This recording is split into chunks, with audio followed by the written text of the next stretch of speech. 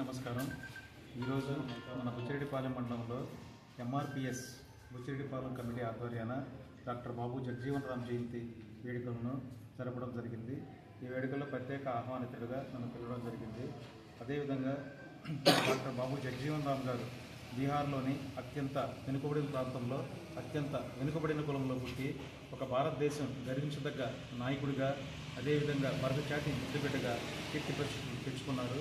అదేవిధంగా వారి కుమార్తె అయిన మీరా కుమార్ గారు కూడా మన భారతదేశానికి స్పీకర్గా కూడా పనిచేశారు. కాబట్టి పేదరికానికి, చదువుకి పేదరికం అడ్డు కాదనే దానికి నిదర్శనం మన బాబు జగజీవన్ రామ్ గారు.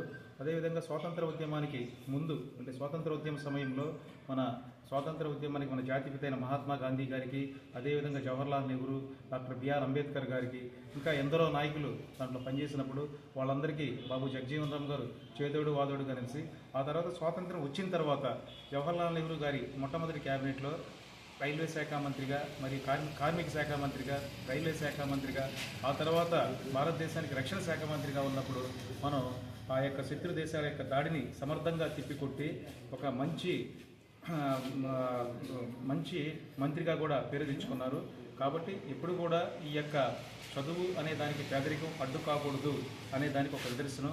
అదేవిధంగా బాబు జగజీవన్ రామ్ గారు ఏ యొక్క కులానికో లేకపోతే ఏ యొక్క దళిత వర్గానికో ఆయన నాయకుడు కాదు. ఆయన ఈ యొక్క భారతదేశం మొత్తానికి ఈ జాతి గర్వించదగ్గ బిడ్డ.